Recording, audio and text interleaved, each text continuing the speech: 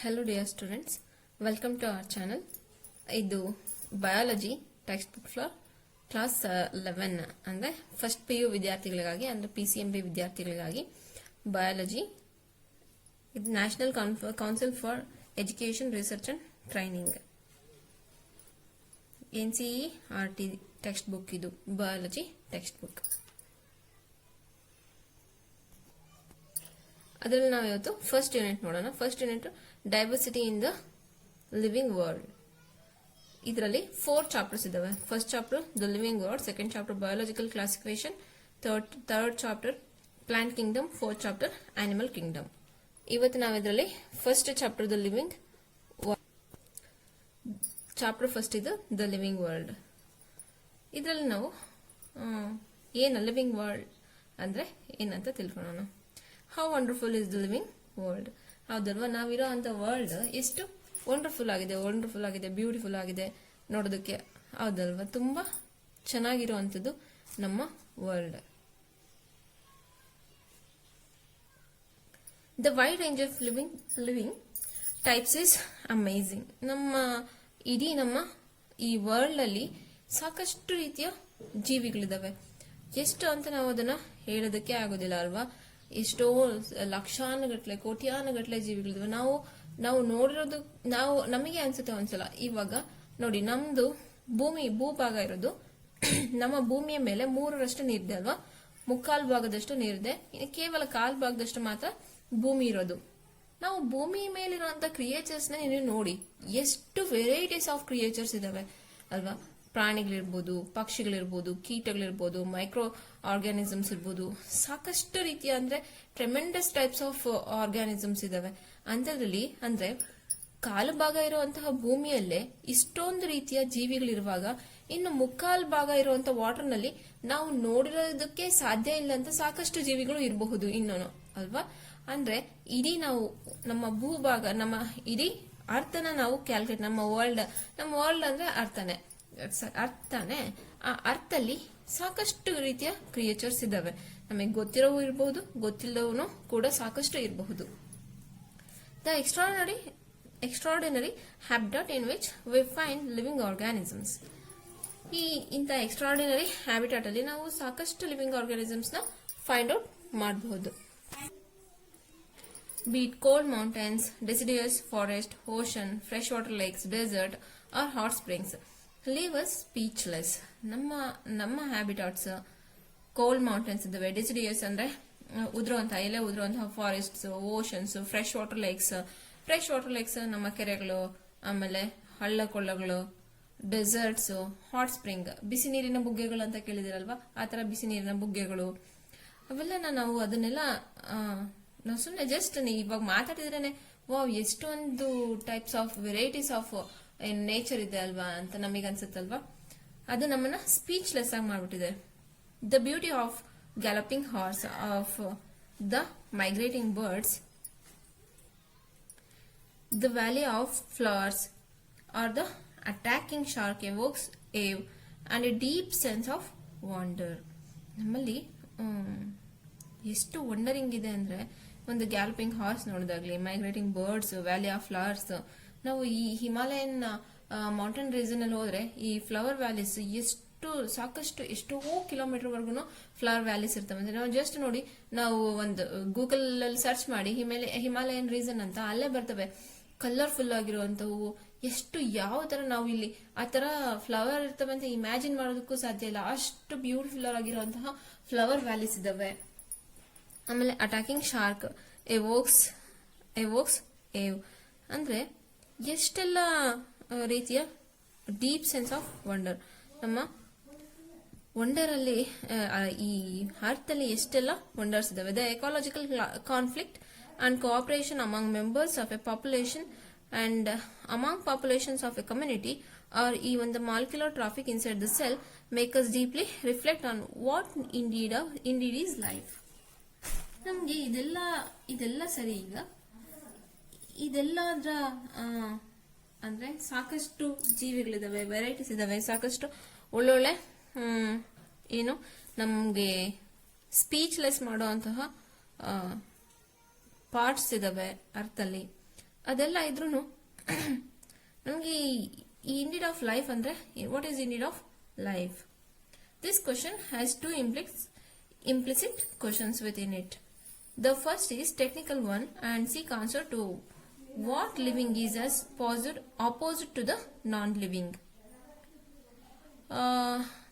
The first one, the technical question is what living is as opposite to the non-living. Non-living ಗೆ opposite ಆಗಿರೋದು living ಅಲ್ವಾ? ಈ living ಗೆ opposite ಆಗಿರೋದು non-living. And the second is a philosophical one and seeks answer to what the purpose of life is. ಈ life ಅನ್ನೋದು ಮೊದಲನೇದು life, living things, ನಾನ್ living things, ಅವೆರಡು ನಮಗೆ ಡಿಫ್ರೆನ್ಸ್ ಗೊತ್ತು. ಅದೇ ಟೆಕ್ನಿಕಲ್ ಕ್ವಶನ್ ಅದು. ನಮ್ಗೆ ಈಗ ಲಿವಿಂಗ್ ಯಾವುದು, ನಾನ್ ಲಿವಿಂಗ್ ಯಾವುದು ಅಂತ ಒಂದು ಸಣ್ಣ ಮಕ್ಕಳಿಗೂ ಗೊತ್ತಾಗುತ್ತಲ್ವಾ easily. But second one philosophical one ಏನಂದ್ರೆ what the purpose of life is. ಏನ್ ಪರ್ಪಸ್ ಲೈಫ್ ಇರೋದು, ಏನ್ ಪರ್ಪಸ್ಗೆ? As scientist we shall not attempt answering the second question. We will try to reflect on what is living. Living ಅಂದ್ರೆ first ನಮಗೆ living purpose ಏನನ್ನೋದಕ್ಕಿಂತ, life purpose ಏನನ್ನೋದಕ್ಕಿಂತ ಆ living ಅಂದ್ರೆ ಏನಂತ ನಾವು ಫಸ್ಟ್ ತಿಳ್ಕೊಬೇಕಲ್ವಾ? What is living? When we try to define living, we conventionally look for distinctive characteristics exhibited by living organisms. ನಾವು ಬದುಕಿದೀವಿ ಅಥವಾ ಜೀವ ಇದೆ, ಜೀವಂತವಾಗಿದ್ದೀವಿ ಅನ್ನೋದಕ್ಕೆ ಒಂದು ಡಿಸ್ಟಿಂಕ್ಟಿವ್ ಕ್ಯಾರೆಕ್ಟರಿಸ್ಟಿಕ್ಸ್ ನಾವು ನೋಡಬಹುದು. ಏನಂದ್ರೆ growth, reproduction, ability to sense environment and mount a suitable response to come to our mind immediately as unique features of living organisms. Living ಆರ್ಗಾನಿಸಮ್ಸ್ಗೆ ಒಂದು ಯುನಿಕ್ ಫೀಚರ್ಸ್ ಇದಾವೆ. ಅದರಲ್ಲಿ some one growth, reproduction, ability to sense environment, mount a suitable response, ಅವೆಲ್ಲನ ಏನಂದ್ರೆ ಇವೆಲ್ಲ ಒಂದು living organism ಅಲ್ಲಿರುವಂತಹ unique features ಅವು. One can add a few more features like metabolism, ability to self-replicate, self-organize, interact, and emergence to this list.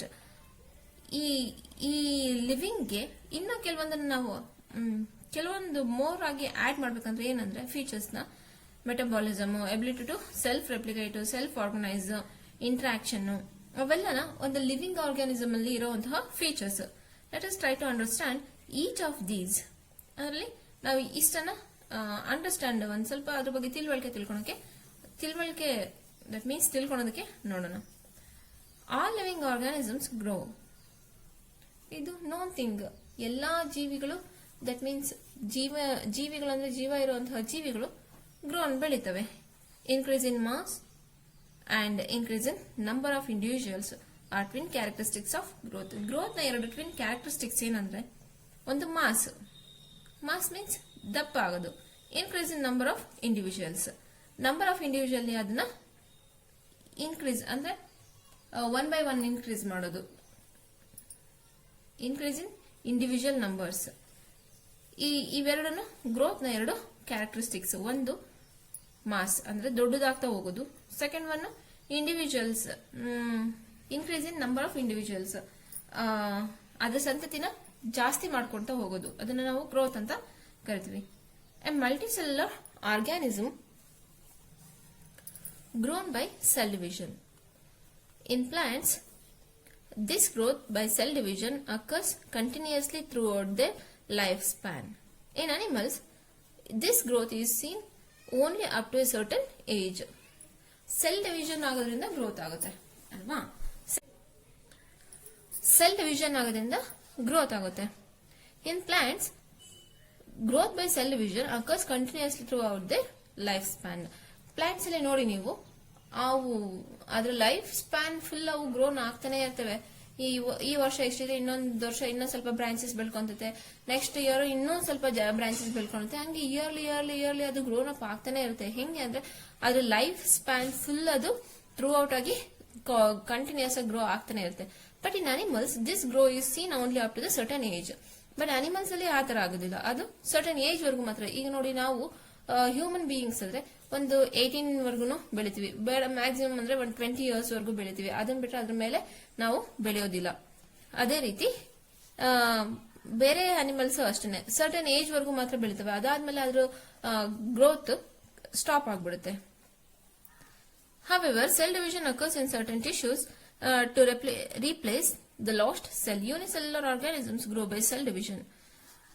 ಕೆಲವೊಂದು cell division ಯಾವಾಗ ಅಕ್ಕರಾಗ್ತವೆ ಅಂದ್ರೆ ಕೆಲವೊಂದು ಟಿಶ್ಯೂಸ್ ಸೆಲ್ಗಳು ಲಾಸ್ಟ್ ಆಗಿದ್ದಾಗ, ಅಂದ್ರೆ ಅಲ್ಲಿ ಏನಾದ್ರೂ ಅವು ಸತ್ತು ಹೋಗಿದ್ದಾಗ, ಅಲ್ಲಿಂದ ಬೇರೆ ಏನಾದ್ರೂ ಆಗಿದ್ದಾಗ, ಅದಕ್ಕೆ ಡ್ಯಾಮೇಜ್ ಆಗಿದ್ದಾಗ ಅದನ್ನ ರೀಪ್ಲೇಸ್ ಮಾಡೋದಕ್ಕೆ ಕೆಲವೊಂದು ಸೆಲ್ಸ್ ಉತ್ಪತ್ತಿ ಆಗ್ತವೆ. Unicellular organism grow by cell division.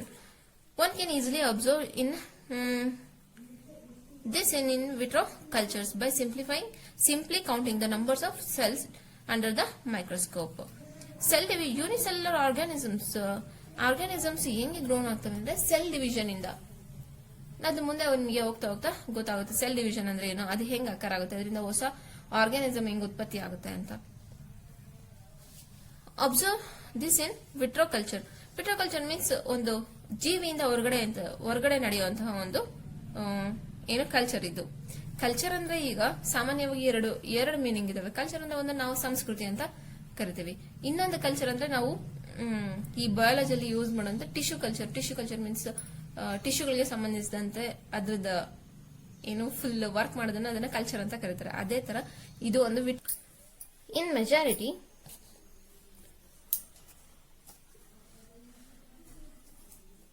majority of higher animals and plants, growth and reproduction are mutually exclusive events. In higher animals ಮತ್ತೆ plants ಅಲ್ಲಿ growth ಮತ್ತೆ reproduction ಅನ್ನೋದು mutually exclusive events. One must remember that increase in body mass is considered as growth.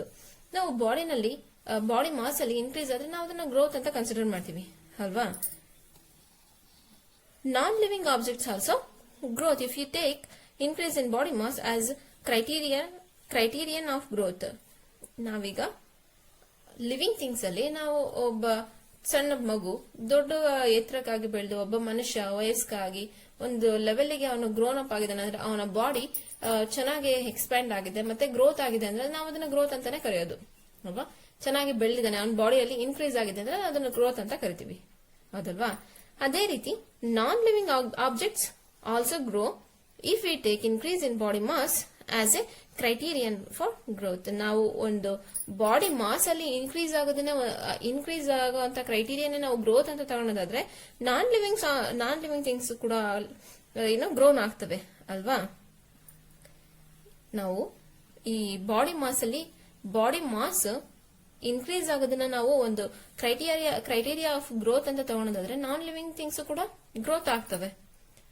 ಹೇಗೆ ಅಂದ್ರೆ mountains, boulders and sand mounds do grow. However, this kind of growth exhibited by non-living objects is by accumulation of materials of the surface.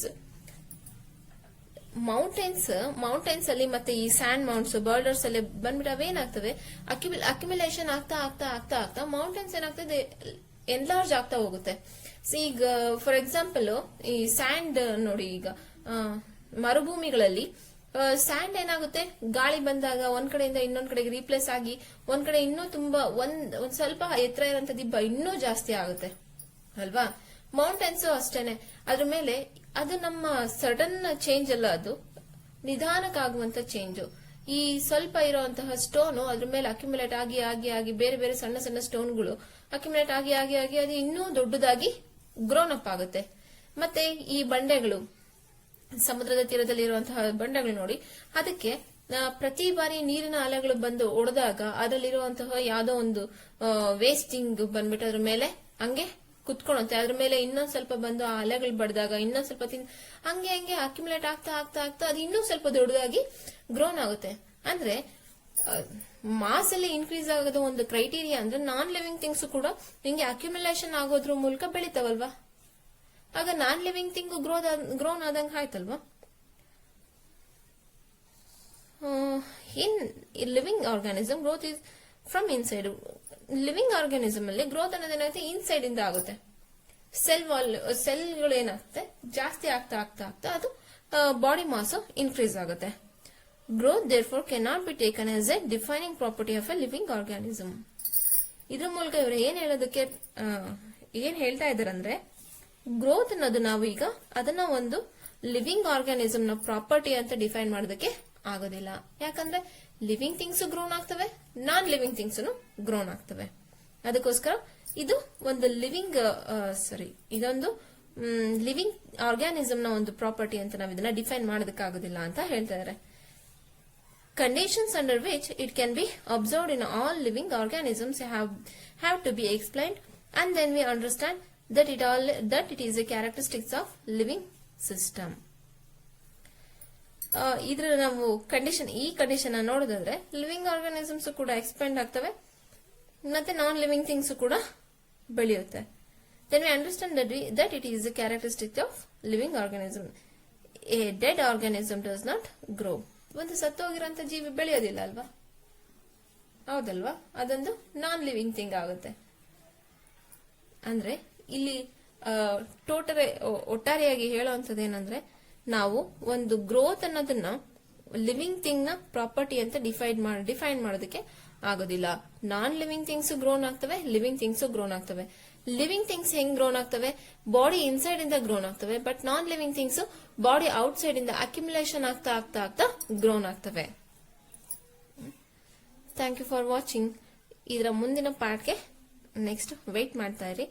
ಇದು Kannada medium ಇಂದ ಬಂದಿರುವಂತಹ ವಿದ್ಯಾರ್ಥಿಗಳು, ಅಂದ್ರೆ Kannada medium 10th ವರ್ಗು Kannada medium ಓದಿ ಈಗ ಫಸ್ಟ್ PUಗೆ ಇಂಗ್ಲಿಷ್ ಮೀಡಿಯಂ ಮತ್ತೆ Kannada medium ಯಾರ್ಯಾರು ಕನ್ನಡ ಲ್ಯಾಂಗ್ವೇಜ್ ಅನ್ನು ಯಾರ್ಯಾರು ಇಷ್ಟಪಡ್ತಿರೋ ಅವ್ರಿಗೋಸ್ಕರ, ಕನ್ನಡ ಮೀಡಿಯಂ ಅವ್ರಿಗೆ English that means PCMB tough ಆಗಬಾರ್ದು. ನಮಗೆ ಓನ್ ಲ್ಯಾಂಗ್ವೇಜ್ ಅಲ್ಲಿ ಮದರ್ ಟಂಗ್ ಅಲ್ಲಿ ಎಕ್ಸ್ಪ್ಲೈನ್ ಮಾಡಿದ್ರೆ ನಮ್ಗದು ಒಂಥರ ಮನ್ಸಿಗೆ ತುಂಬಾ ಹತ್ರ ಅನ್ಸುತ್ತೆ ಅಲ್ವಾ. ನಮ್ಮ ಮಾತೃಭಾಷೆನೇ ಹಂಗೆ ತುಂಬಾ ಮನಸ್ಸಿಗೆ ಹತ್ರವಾಗಿರುವಂತದ್ದು. ಅದಕ್ಕೋಸ್ಕರ ನಾವು ಯಾವುದೇ ಕಷ್ಟಕರ ವಿಷಯವನ್ನ ನಮ್ಮ ಮಾತೃಭಾಷೆಯಲ್ಲಿ 1-2 ಸಲ ರಿಪೀಟ್ ಮಾಡಿ ಕೇಳಿದ್ರೆ ಎಂತದೇ ವಿಷಯ ಆಗ್ಲಿ ಈಸಿಯಾಗಿ ಅರ್ಥ ಮಾಡ್ಕೊಬಿಡ್ತೀವಿ. ಅದಕ್ಕೆ ನಿಮಗೋಸ್ಕರ ಇದನ್ನ ನಾನು ಈ ರೀತಿ ಮಾಡೋ ಒಂದು ಪ್ರಯತ್ನ ಮಾಡ್ತೀನಿ. ನಿಮ್ಗೆ ಬೇರೆ ಇದ್ರಲ್ಲಿ ಇನ್ನೂ ಕಂಟಿನ್ಯೂಡ್ ಪಾರ್ಟ್ ಬೇಕು ಅಂದ್ರೆ ವೆಯ್ಟ್ ಮಾಡ್ತಾ ಇರಿ, ಆದಷ್ಟು ಬೇಗ ಅಪ್ಲೋಡ್ ಮಾಡ್ತೀನಿ. Thank you for watching.